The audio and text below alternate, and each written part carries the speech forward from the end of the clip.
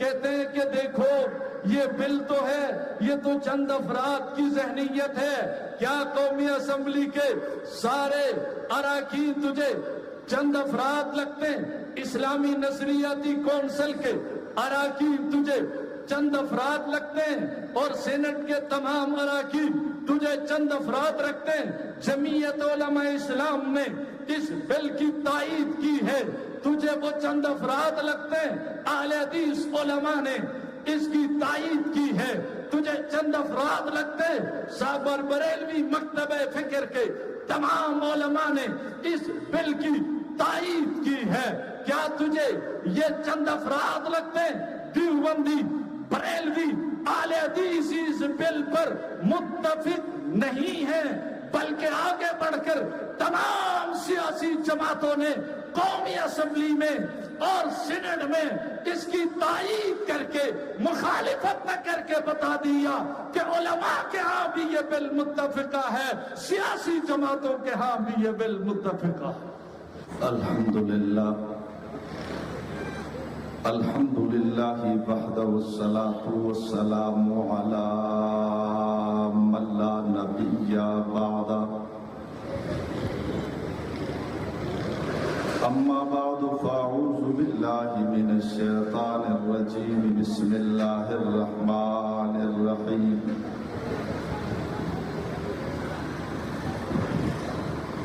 ولا تقولوا لمن يقتل في سبيل الله أموات،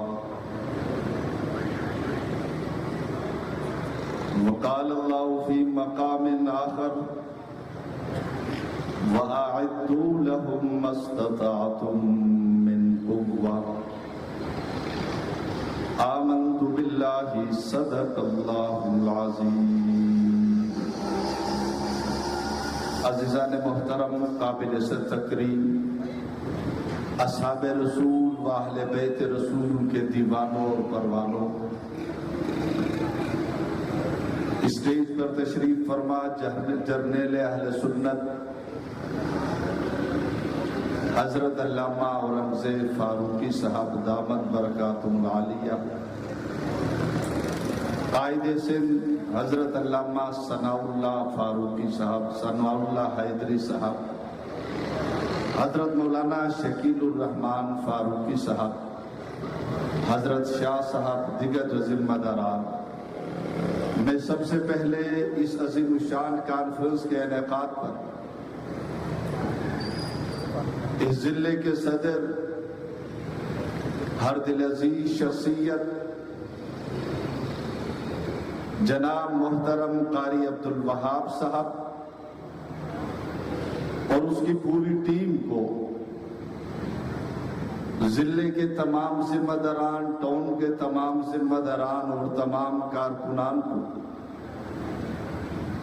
اس بے مثال کانفرنس کے انعقاد پر مبارکباد پیش کروں گا۔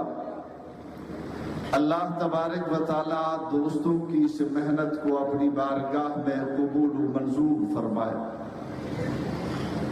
عزیزان محترم، جرنیل اہل سنت اسٹیج پر تشریف فرما ہے اور قائد سندھ اسٹیج پر تشریف فرما ہے۔ میں آپ کا زیادہ وقت لیے بغیر عنوان کو سامنے رکھتے ہوئے چند گزارشات آپ کے گوش گزار کر کے آپ سے اجازت چاہوں گا۔ عنوان میں 2 لفظ ہیں یا 2 جملے ہیں، شہدائے اسلام و استحکام پاکستان۔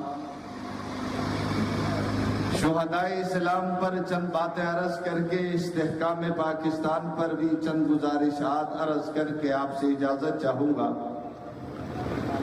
عزیزان محترم، شہادت عظمت ہے، شہادت رفعت ہے، شہادت بلندی ہے، شہادت مقام ہے، شہادت انعام ہے، شہادت تحفہ خدا بندی ہے، شہادت تمنائے مصطفیٰ ہے، شہادت فاروق اعظم کی تمنا ہے، شہادت عثمان غنی کی تمنا ہے، شہادت صحابہ کرام کی تمنا ہے، شہادت اہل بیت کی تمنا ہے، شہادت وہ اعلیٰ مقام ہے۔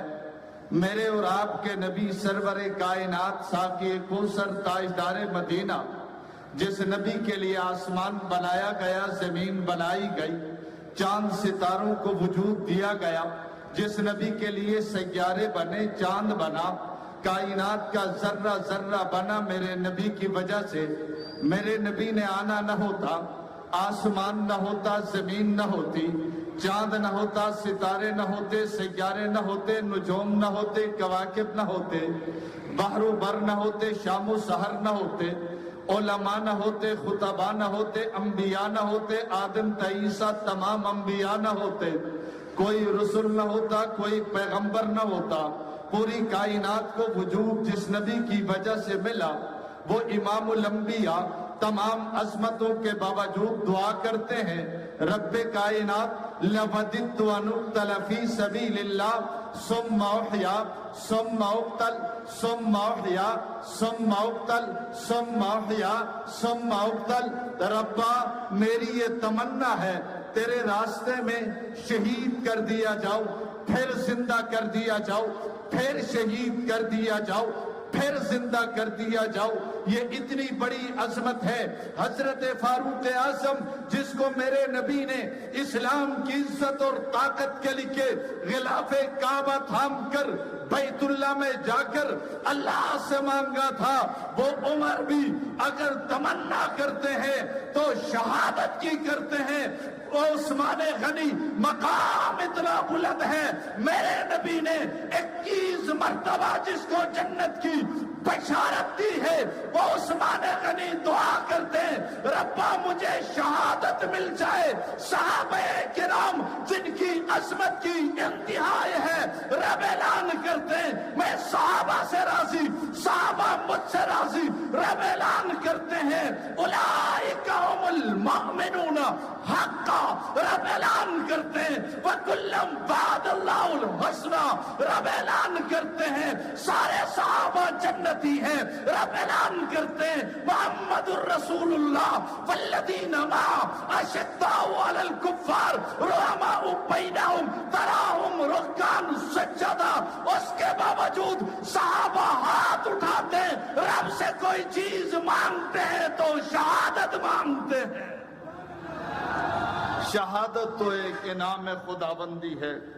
یہی وجہ ہے اسلام پر سر کٹانے والوں کو شمار نہیں کیا جا سکتا، بے شمار ہیں، کوئی گننا چاہے گن نہیں سکتا۔ شہادت تو مقصود و مطلوب مومن، یہ مسلمانوں کا مقصد ہے، مسلمانوں کا منشور ہے، مسلمانوں کا دستور ہے۔ ہر مسلمان جس نے لا الہ الا اللہ محمد الرسول اللہ کا اقرار کیا ہے، اس کی دلی تمنا یہی ہے، اگر یہ سر کٹے تو نام محمد پہ کٹے، اصحاب محمد پہ کٹے، پھر جان دینے والوں کی ایک قطار ہے۔ اس عظمت اور تحفہ کو حاصل کرنے کے لیے قطار در قطار مسلمان ہر دور میں کھڑے بھی نظر آتے، سر کٹاتے ہوئے بھی نظر آتے ہیں۔ جی ہاں، اگر کوئی گننا چاہے شہداء کو گن نہیں سکتا، بے شمار ہیں۔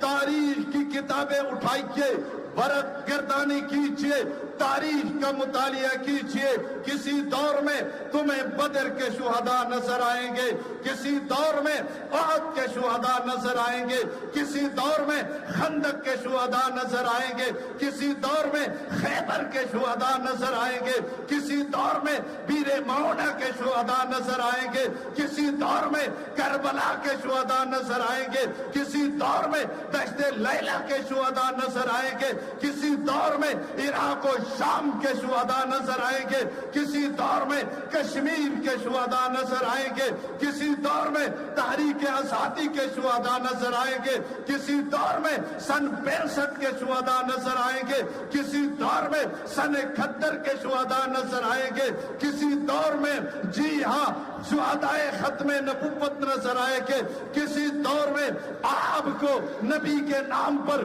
سر کٹانے والے نظر آئے کہ کسی دور میں آپ کو شہدائے بالاکوٹ نظر آئے کہ اگر آپ تاریخ اسلام کی ورق گردانی کریں گے چلتے چلتے ایک وہ دور بھی آئے گا تاریخ تمہیں بتائے گی اصحاب رسول کے کٹنے نام پر کٹنے والے شہداء کی ایک لمبی فہرست تمہارے سامنے آئے گی جس کی ابتدا میں نام ہوگا امیر عظیمت کا، یہ بھی تو شہید ہے، علامہ فاروقی یہ بھی تو شہید ہے، علامہ اعظم بھی یہ بھی تو شہید ہے۔ ہر دور میں ہر زمانے میں شہداء اسلام نظر آئے کہ تاریخ اوراق کو پلٹیے، جنگ کی زمین پر تمہیں شہداء نظر آئے کہ بہاولپور کی زمین پر تمہیں شہداء نظر آئے کہ خیر پور کی زمین پر تمہیں شہداء نظر آئے کہ حیدرآباد کی زمین پر تمہیں شہداء نظر آئے کہ چلتے چلتے کراچی پہنچے کہ میں کورنگی کی بات نہیں کر رہا، میں نیو کراچی کی بات نہیں کر رہا، یہی اورنگی ٹون گواہ ہے، تاریخ تمہیں بتائے گی، جس گلی پر جا کر کھڑے ہوگے آواز آئے گی یہاں بھی کوئی صدیق کے نام پہ کٹا ہے۔ شہداء اسلام کی یہ ایک لمبی فہرست ہے، وہ کٹتے چلے گئے، ایک ہوتا میں نام لیتا، یہاں تو جماعت در جماعت، یہاں تو گروہ در گروہ، یہاں تو پوری جماعت کٹی ہے، کیونکہ شہادت عظمت ہے۔ آج اگر ہم اس راستے پر ہیں ہمیں شہادت عزیز ہے، شہادت تو انعام ہے۔ یہاں بیٹھنے والے ہر نوجوان کو شہادت کی تمنا ہے، یہاں بیان کرنے والے ہر عالم دین اور خطیب کو شہادت کی تمنا ہے۔ کسی نے کہا مولانا یہ شہادتیں کیوں ہے، یہ بدر میں کٹنا کیوں ہے، یہ احد میں کٹنا کیوں ہے، یہ خندق میں کٹنا کیوں ہے، یہ خیبر میں کٹنا کیوں ہے، یہ کربلا میں کٹنا کیوں ہے، یہ شہادت کس وجہ سے؟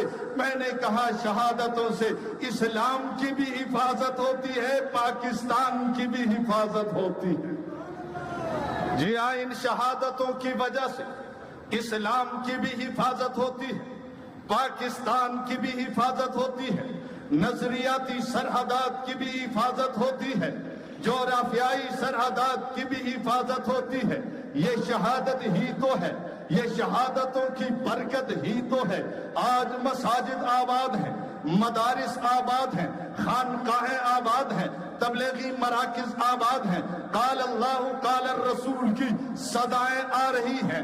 آپ اتنی تعداد میں تا حد نکاح سر ہی سر نظر آ رہے ہیں، آپ بیٹھے ہوئے ہیں، کوئی مجھ سے پوچھے گا مدارس کیوں آباد ہیں، میں کہوں گا شہادت کی برکت ہے۔ خانقاہیں کیوں آباد ہیں، میں کہوں گا شہادت کی برکت ہے۔ کوئی مجھ سے پوچھے قال اللہ قال الرسول کی صدائیں کیوں آ رہی ہیں، میں کہوں گا یہ شہداء کی شہادتوں کی برکت ہے۔ کہنے لگا کیوں؟ میں نے کہا پھر جا کر ایران میں دیکھ لے، جا کر شام میں دیکھ لے، جا کر یمن میں دیکھ لے، جا کر عراق میں دیکھ لے، جہاں مدارس تو دور کی بات ہے، کوئی مسلمان اپنے بچے کا نام عمر نہیں رکھ سکتا، صدیق نہیں رکھ سکتا۔ کسی نے کہا مولانا وجہ کیا ہے؟ میں نے کہا وہاں کوئی حق نواز جیسا شہید نہیں تھا۔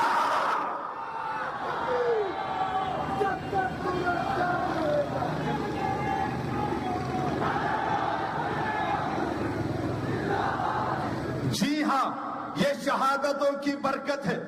آج اسمبلی سے قومی اسمبلی سے بل پاس ہو جاتا ہے، صدیق اکبر کے منکر، فاروق اعظم کے گستاخ، عثمان غنی کے گستاخ، علی المرتضیٰ کے گستاخ، حسن و حسین کے گستاخ، صحابہ کے گستاخ، اہل بیت کے گستاخوں کے خلاف ایک بل پیش ہوتا ہے۔ کسی نے کہا مولانا یہ بل کس لیے ہے؟ میں نے کہا یہ استحکام پاکستان کے لیے ہے۔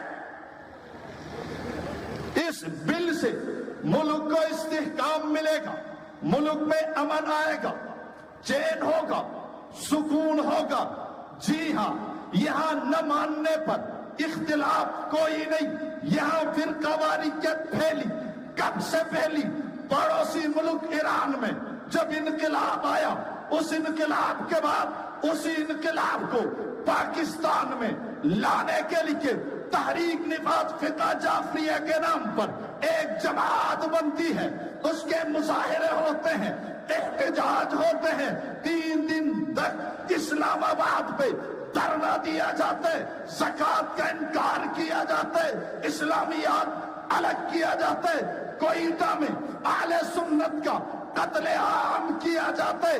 کراچی گرو مندر میں 3 سنیوں کو قتل کیا جاتا ہے. ملک میں بدامنی پھیلتی ہے. اسی پر بس نہیں، پھر حضرت ابو بکر صدیق کی تکفیر کی گئی، فاروق اعظم کی تکفیر کی گئی، عثمان غنی کی تکفیر کی گئی، صحابہ کرام کی تکفیر کی گئی. ان کو گالیاں دی گئی، ان کو برا بلا کہا گیا. جب ان کو برا بلا کہا گیا، جس ملک میں اہل سنت کی اکثریت تھی، وہ حالات خراب ہونے لگے. جی ہاں، وہ حالات یوں خراب نہیں ہوئے تھے. حق نواز نے حالات خراب نہیں کیے، آسم نے حالات خراب نہیں کیے. حالات سے ہم خود متاثر ہیں. ہم نے 10,000 جنازے اٹھائے ہیں. یا فرقہ واریت پھیلی ہے، گستاخی کی وجہ سے امن خراب ہوا ہے، گستاخی کی وجہ سے جی ہاں لوگ دستوں گربان بنے ہیں اسی گستاخی کی وجہ سے. ورنہ روافض کے ساتھ اہل سنت کا اختلاف کوئی نیا نہیں ہے، یہ تو 1400 سال پرانا ہے. لیکن پڑوسی ملک نے جب ان کے سر پہ دست شفقت رکھا، یہ کھل کر روڈوں میں آئے، بازاروں میں آئے، گلیوں میں آئے. اصحاب رسول کو گالیاں دی گئی، جس کی وجہ سے ملک میں فرقہ واریت پھیلی. اہل سنت عوام کے جذبات مجروح ہو گئے اور اس کے بعد حالات خراب ہوئے. ہم نے اس وقت بھی کہا تھا فرقہ واریت کے خاتمے کا ایک ہی طریقہ ہے، امن قائم کرنے کا ایک ہی طریقہ ہے. 36 سال پہلے ہم نے جو بات کی تھی، 36 سال بعد بھی اسی بات پہ قائم ہے. ملک میں امن کیسے آئے گا؟ ظاہر بات ہے، جب فرقہ واریت پھیلتی ہے، جب لڑائیاں ہوتی ہیں، جب خون بہتا ہے، پھر ملک غیر مستحکم ہوتا ہے. ہم نے آج سے 36 سال پہلے یہی بات کی تھی. علامہ حق نواز یہی بات کرتے کرتے چلے گئے، علامہ ایثار یہی بات کرتے کرتے شہادت کا تاج پہن لیا، مولانا اعظم طارق یہی بات کرتے کرتے دنیا سے چلا گیا. اور یہ سلسلہ چلتا چلتا علامہ حیدری تک پہنچا. علامہ حیدری نے چیف جسٹس کے سامنے جا کر بھی یہی بات رکھی تھی، امن کے لیے، ملک کے استحکام کے لیے، فرقہ واریت کے خاتمے کے لیے ایسا قانون بنایا جائے کہ جس قانون کے آنے کے بعد کوئی مقدس شخصیات کی توہین نہ کر سکے. لیکن 36 سال بعد تمام سیاسی جماعتوں نے، تمام مذہبی جماعتوں نے، قومی اسمبلی کے تمام اراکین نے، سینٹ کے تمام اراکین نے وہ موقف، وہ منشور، وہ بات تسلیم کر لی ہے. انہوں نے مانا ہے مقدس شخصیات کی توہین بہت بڑا مسئلہ ہے. ملک غیر مستحکم ہوتا ہے مقدس شخصیات کی توہین کی وجہ سے. وہ بل اسمبلی سے پاس ہوتا ہے، سینٹ میں جاتا ہے، سینٹ سے پاس ہوتا ہے، صدر کے پاس پہنچتا ہے. ایک طبقہ پریشان ہے، ان کی عجیب منطق ہے. آج سے کئی سال پہلے ملی یکجہتی کونسل بنی تھی. ملی یکجہتی کونسل کے جو لاہے عمل انہوں نے جو اعلانیہ جاری کیا تھا، جس پر ان کے بھی دستخط ہیں، دیوبندیوں کے بھی دستخط ہیں، بریلویوں کے بھی دستخط ہیں، اہل حدیثوں کے بھی دستخط ہیں، ان میں روافض کے بھی دستخط ہیں، منکرین صحابہ کے بھی دستخط ہیں، اور ملی یکجہتی کونسل کا جو اعلامیہ بنایا گیا تھا، جو معاہدہ طے ہوا تھا، اس پر دیوبندی، بریلوی، اہل حدیث، سنی اور شیعہ سب کے دستخط موجود ہیں۔ اس کا شق نمبر 4 جو ہے، آج جو بل پیش ہوا ہے یہی ہے، کوئی اور نہیں ہے۔ پھر علماء کونسل کی صورت میں پھر علماء دیوبندی، بریلوی، اہل حدیث بیٹھے، اس میں بھی سب نے دستخط کر کے اسی بات کو تسلیم کر لیا تھا کہ اصحاب رسول کی گستاخی کفر ہے، اصحاب رسول کی تکفیر یہ کفر ہے۔ سب نے دستخط کیا تھا کہ قانون بننا چاہیے۔ آج قانون بننے کے بعد ایک طبقہ چیخ رہا ہے کہ یہ ملک کے خلاف ہے، اس سے انتشار ہوگا، اس سے افتراق ہوگا۔ ہم نے پوچھا پھر امن کیسے آئے گا، استحکام کیسے آئے گا؟ کہنے لگا ہمیں صحابہ کو گالی دینے دو، اس سے امن آ جائے گا۔ ہمارا واسطہ ایسے لوگوں سے پڑا ہے، ایسے جاہلوں سے پڑا ہے، کہتے ہیں کہ دیکھو ملک میں گالی دینے پر پابندی نہیں ہونی چاہیے۔ عجیب منطق، عجیب فلسفہ ہے، عقل سے یہ بیچارے کتنے دور ہیں۔ کہتے ہیں کہ نہیں یہ بل غلط ہے، اس سے نقصان ہوگا۔ ہم نے کہا غلط کیا ہے؟ کہتے ہیں ہماری گالیوں پر پابندی لگائی جا رہی ہے۔ بھائی کیا گالیوں سے بھی، گالی کسی کا دین ہو سکتا ہے، مذہب ہو سکتا ہے؟ ارے مسلمان تو مسلمان، یہودی بھی گالی دینے کو برا سمجھتے ہیں، عیسائی بھی، ہندو بھی، سکھ بھی، سلیم الفطرت ہر انسان گالی کو برا سمجھتا ہے۔ ارے تم تو بڑے علامہ بنے پھرتے ہو، ادھر آؤ کسی چوک میں جا کر 10 سال کے بچے سے پوچھو گالی دینا بیٹا کیسا ہے، وہ 10 سال کا بچہ بھی کہے گا گالی دینا تو برا کام۔ 10 سال کے بچہ جتنا عقل تم میں نہیں ہے۔ کہتے ہیں کہ یہ قرآن و سنت کے خلاف ہے۔ آج ہی میں کتاب پڑھ رہا تھا، کتاب بھی ان کی ہے، اس کتاب میں حضرت علی المرتضیٰ کے ایک شاگرد کہتے ہیں میں مسجد میں بیٹھا ہوا تھا۔ کہاں بیٹھا ہوا تھا؟ زور سے۔ حضرت علی المرتضیٰ کے شاگرد کہتے ہیں میں مسجد میں بیٹھا ہوا تھا، ایک آدمی باہر سے آیا، میرے پاس آیا، میرے پاس بیٹھ کر اس نے ابو بکر صدیق کی برائی کی، عمر کی برائی کی۔ کہتا ہے میں اسی وقت اٹھا، سیدھا حضرت علی کے پاس پہنچا، میں نے جا کر واقعہ بیان کیا۔ میں نے کہا ایک آدمی ہے اور باہر سے آیا ہے، مسجد میں میرے ساتھ بیٹھا ہے، اس نے حضرت ابو بکر، حضرت عمر کی توہین کی ہے، گستاخی کی ہے۔ حضرت علی المرتضیٰ نے کہا اس کو بلایا جائے، لایا گیا، سامنے بٹھایا گیا، اور حضرت علی المرتضیٰ نے ہم سے گواہی مانگی، کیا تمہاری موجودگی میں اس نے ابو بکر کی توہین کی ہے؟ کیا تمہاری موجودگی میں اس نے عمر کی توہین کی ہے؟ وہ شاگرد کہتا ہے ہم نے گواہی دی، جی ہاں ہم نے وہ الفاظ اپنے کانوں سے سنے ہیں، اس نے حضرت ابو بکر و عمر کی توہین کی ہے۔ حضرت علی المرتضیٰ نے گواہوں کی گواہی سننے کے بعد علی المرتضیٰ کے شاگرد کہتے ہیں، روایت کرتے ہیں، علی المرتضیٰ نے اسی جگہ فیصلہ کیا، کہا لے جاؤ اس آدمی کو، لے جاؤ بازار میں لے جاؤ۔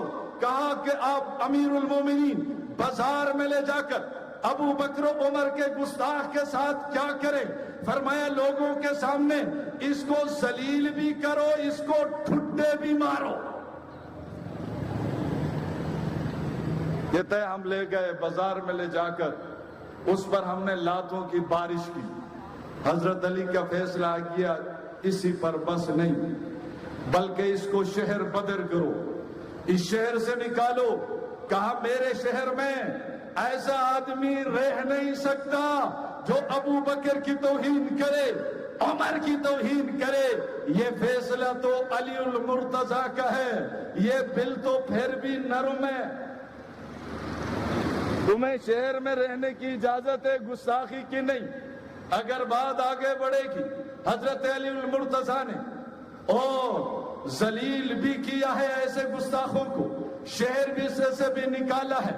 کیا تمہاری کتابوں میں یہ روایت موجود نہیں؟ عبداللہ ابن سبا نے جب ابو بکر و عمر کی توہین کی، حضرت علی کو پتا چلا، علی المرتضیٰ سزا کے طور پر اس کو قتل کرنا چاہتے تھے، حکم دے رہے تھے۔ بعض لوگ سامنے آئے، کہا حضرت اس کو معافی دے دیں، ہو سکتا ہے یہ توبہ کر لے۔